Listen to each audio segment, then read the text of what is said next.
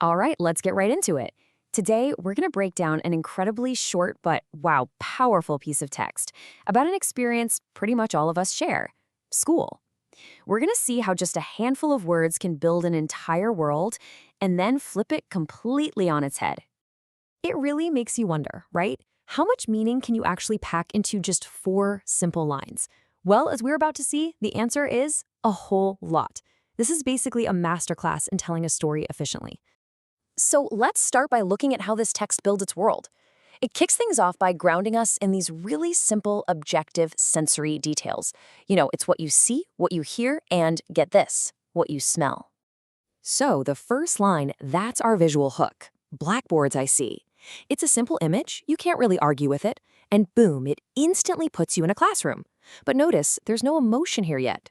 It's just a plain statement of fact, a totally universal symbol for education. Next up, we add a layer of sound. Teachers I hear. Again, this is a completely expected and, neutral observation. So we've gone from sight to sound, and we're building a very familiar picture of a typical school day. The rhythm is starting to form. See, hear. And then things get a little weird. Knowledge I smell. Okay, hold on. How do you smell an abstract idea like knowledge? Is it like the scent of old library books, or maybe chalk dust? The author is doing something really clever here, blending the concrete with the abstract, and it makes the world feel so much richer, more poetic. A pattern is definitely established, a sense, and then the object of that sense. And then there's a pause, a shift. You can feel it. Everything we've built up so far is just about to be reframed. And this is where the whole thing pivots, dramatically. We're moving away from that external world of what we can sense, and we're plunging directly into the internal world of feeling. This is the verdict. Disgust, I feel. Whoa, that one line just completely shatters the neutral, rhythmic world we were just in. It's a total gut punch. See, this isn't an observation anymore. It's a powerful, personal, and deeply negative judgment. The entire tone of the piece just flips in an instant. And the brilliance of that final line is how it forces us to go back and reevaluate everything. The word disgust acts like putting on a pair of colored glasses. Suddenly, those blackboards aren't just boards. Are they maybe symbols of a rigid, uncreative structure? And the teachers' voices, are they no longer educational but just droning and oppressive? And that smell of knowledge, does it now become the stale, musty scent of forced conformity? The meaning of every single line that came before it is transformed. So why is this tiny text so effective? Well, it all comes down to a really powerful clash between perception and feeling, between the external world and our internal reality. Let's break down the technique. This lays it out perfectly.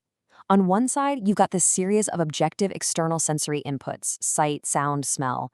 On the other side, you have one powerful, subjective, internal output: disgust.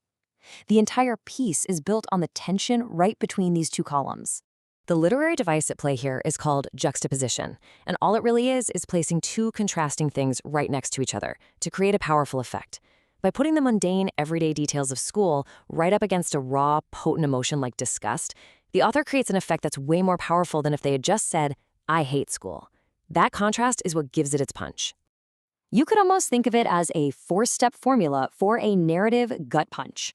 First, you establish a familiar, neutral setting. Second, you build a steady, predictable rhythm. Third, you absolutely shatter that rhythm with a surprising emotional reveal. And finally, that reveal forces the audience to rethink everything they just saw. So the crucial point here is this: the text isn't just about school. It's about that profound and sometimes painful disconnect between the world we're supposed to observe and the world we actually feel.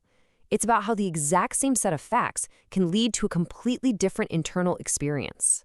And that leaves us with a final thought to carry with us. This simple 4-line structure reveals a pretty universal human truth. So the real question to ask yourself is, in your own life, what disconnect exists between the things you see and hear and perceive and what you truly feel?